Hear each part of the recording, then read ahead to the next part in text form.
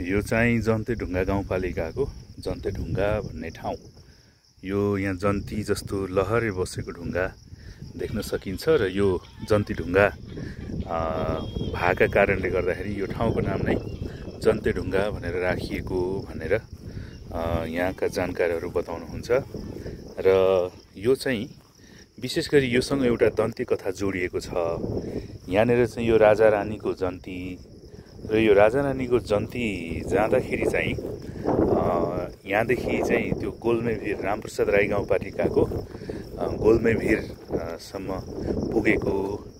अनि यहाँ जन्ती चाहिँ यहीँनिर अलपिएको, यो ठाउँमा जन्ती अलपिएको र त्यहाँ पुगिसके पछाडि चाहिँ खासमा त्यहाँ भाले बाँच्नुभन्दा अगाडि पुग्नुपर्ने, तर त्यो भाले बाँच्नुभन्दा अगाडि नपुगेर त्यो गोलमेभिरमा पुगिसके पछाडि चाहिँ भाले बाँसेको। अनि भाले बाँसिसके पछाडि चाहिँ त्यहाँनिर राजा र रानी पनि अलपिएको भन्ने एउटा किम्वदन्ती रहेको छ। र यो हेर्दाखेरि अलिक फरक किसिमको यो ढुङ्गाको टेक्स्चर देख्न सकिन्छ र यसलाई चाहिँ नै जनमानसले एउटा विश्वासको प्रतीकको रूपमा लिएको हुनसक्छ। अब यसको धार्मिक महत्त्व, सांस्कृतिक महत्त्व र यसको ऐतिहासिक महत्त्व पनि हुनसक्छ। यो विज्ञहरूले यसको बारेमा बताउलान्।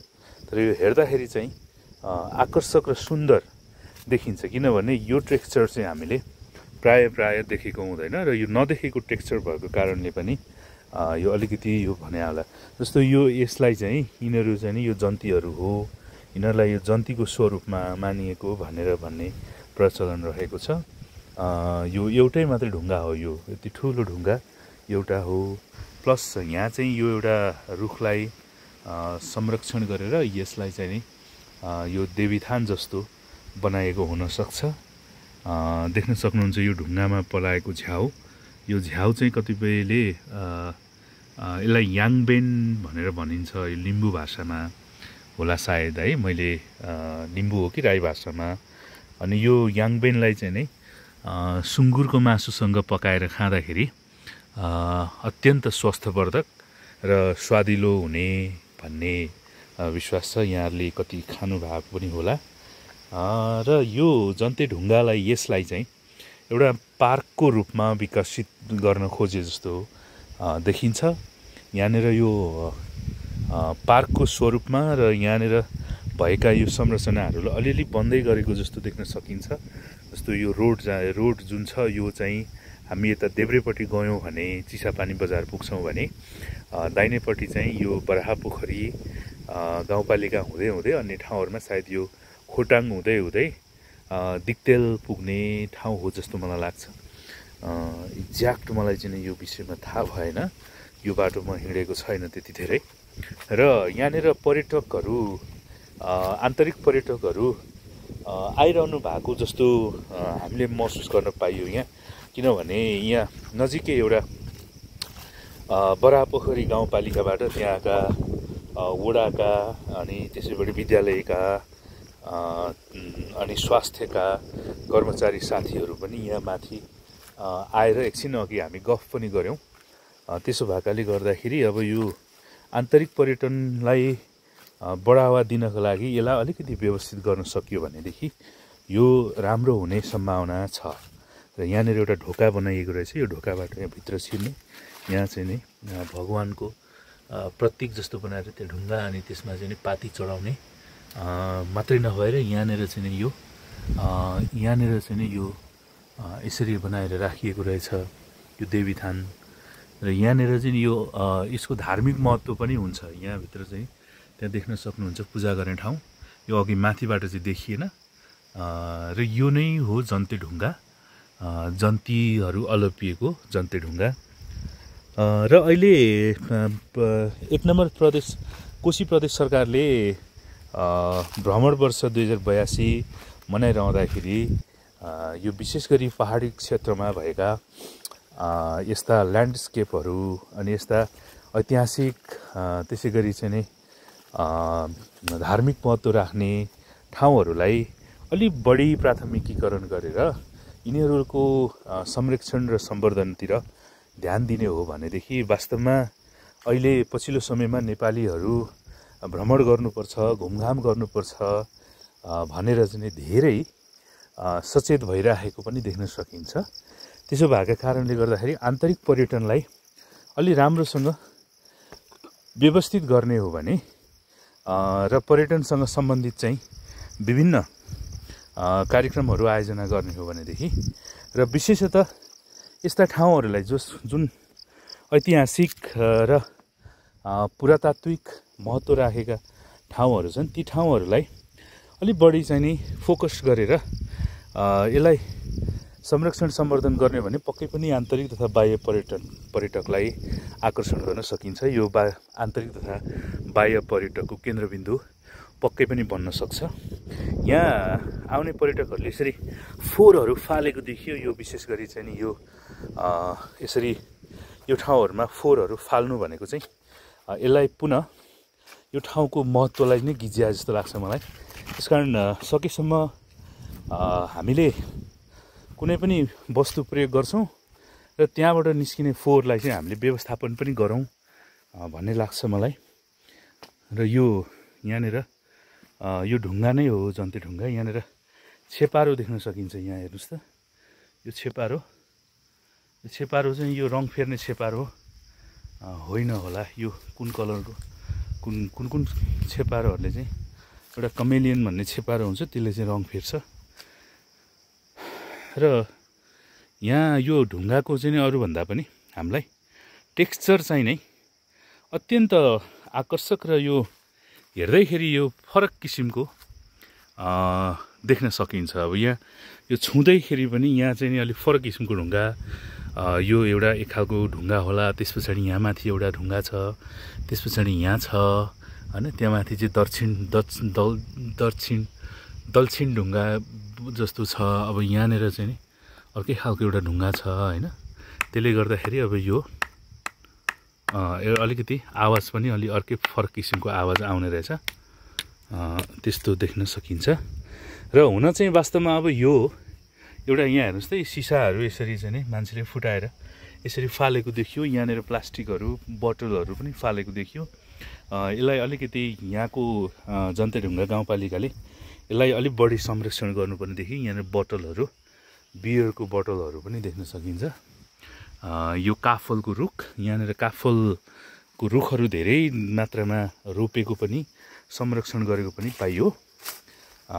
र यहाँको अर्को आकर्षणको केन्द्रबिन्दु भने चाहिँ यहाँनिर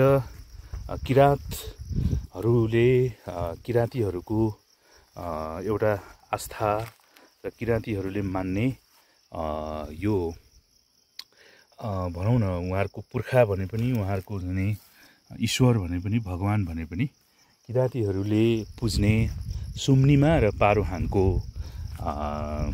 प्रतिमा पनि बनाइएको देखियो यहाँनिर। यसले पनि एउटा पर्यटनलाई अलिकति भए पनि कहीँ न कहीँ जोड्न सक्छ भन्ने मलाई लाग्छ। यहाँनिर एउटा पानी ट्याङ्की बनाइएको छ। यो सम्भवतः खानेपानीको लागि बनाइएको हुनसक्छ, खानेपानी आयोजनाको लागि बनाएको हुनसक्छ। यो चाहिँ एउटा यो सतल पार्टी जस्तो लाग्यो। यसमा चाहिँ मानिसहरू आएर थकाइ मार्ने, यहाँ भारी बिसाउने, त्यसै गरी कुराकानी गर्ने सन्दर्भमा अब यो त्यो कुराका लागि यो सम्भवतः यो संरचना बनाएको होला। र यहाँनिर विभिन्न प्रकारका बिरुवाहरू, विशेष गरी चाहिँ नि काफल, अनि त्यसै गरी यहाँनिर एउटा सानो बिरुवा, यो चाहिँ सिरिस हो कि जस्तो लाग्छ, तर यो सिरिस त होइन होला। पत्ताहरू चाहिँ त्यस्तो छ। अब यो यतातिर चाहिँ नि यो सम्भवतः यो जन्ते ढुङ्गै गाउँपालिका नै पर्छ होला जस्तो लाग्छ मलाई। यो गाउँहरू, यहाँको खेती प्रणालीहरू देख्न सकिन्छ। रोडहरू यसरी घर घरसम्म, गाउँका बारीहरू बिचबिच चाहिँ नि काटेर लगिएको छ रोडहरू। यसरी यो पहाड, यो सुन्दर तल हेर्दाखेरि ठ्याक्कै उपत्यका जस्तो देखिन्छ। यो झल्को आउँछ, यसरी वरिपरि पहाड देख्न सकिन्छ। तर अझै पनि गाउँ चाहिँ पातलिएको नै देखिन्छ हेर्दाखेरि। अब बसाइसराईको क्रम एकदमै तीव्र छ। यसको ग्राफ बढेको बढै छ। मानिसहरू लाई सेवा सुविधाहरू विभिन्न सेवा सुविधाहरू गाउँमा अहिले आइरहे तापनि अहिले चाहिँ यो मानिसको चाहना इच्छा आकाङ्क्षाहरू अझै तीव्र रूपमा बढेको कारणले गर्दाखेरि होला सम्भवतः अझै पनि यो बसाइँ सराईको क्रम चाहिँ नै रोकिएको छैन र यो निकै नै रहिरहन्छ। यहाँनिर कस्तो राम्रोसँगले गुलाबको बिरुवा रोप्नु भएको रहेछ। यो गुलाब फुल्यो र यसलाई पछाडि संरक्षण भयो भने त यो सुन्दर देखिन्छ अवश्य पनि। र अर्को यहाँ बोट बिरुवाहरू यसरी जाली लगाएर चाहिँ व्यवस्थापन गरिएको पाइयो है।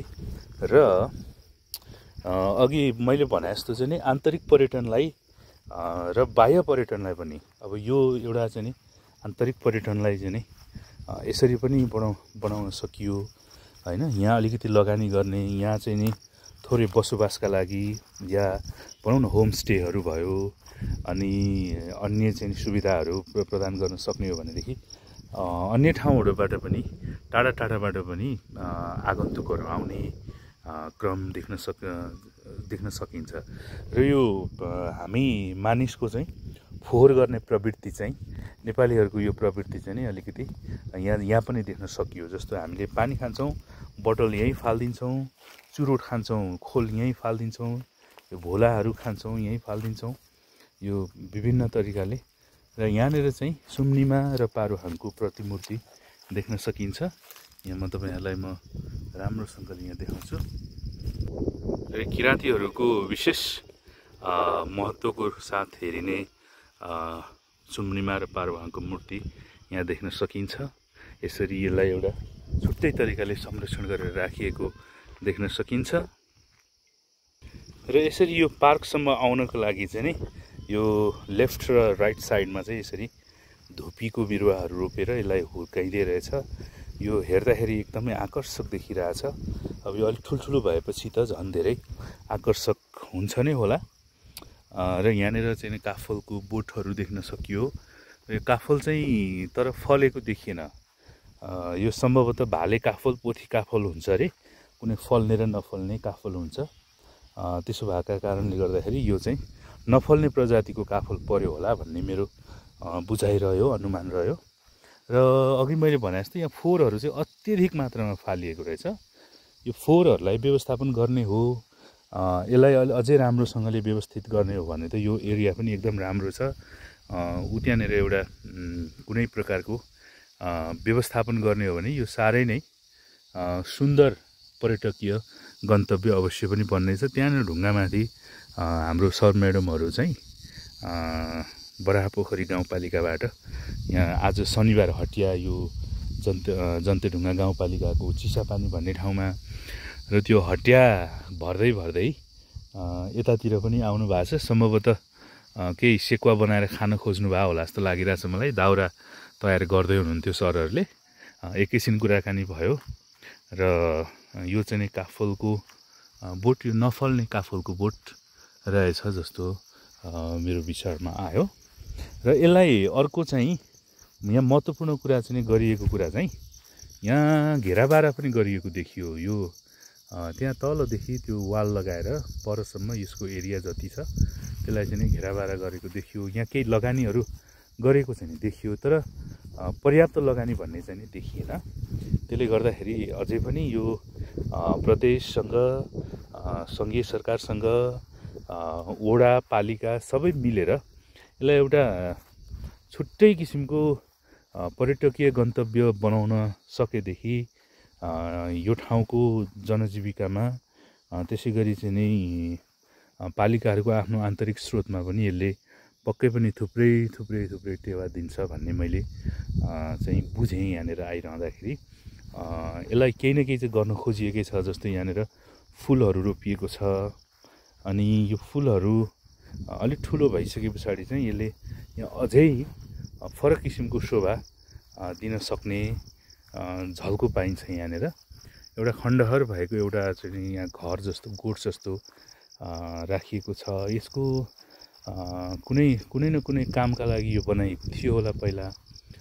यहाँ एउटा चिलाउनेको रुख छ, यो रुख अघि मैले माथिदेखि हेर्दाखेरि अलिकति फरक किसिमको टेक्सचर छ यसको पनि। र यहाँनिर यसरी यो सालको काठहरू प्रयोग गरेर, टिन प्रयोग गरेर यसरी यहाँ चाहिँ यो बनाइएको रहेछ यो संरचना।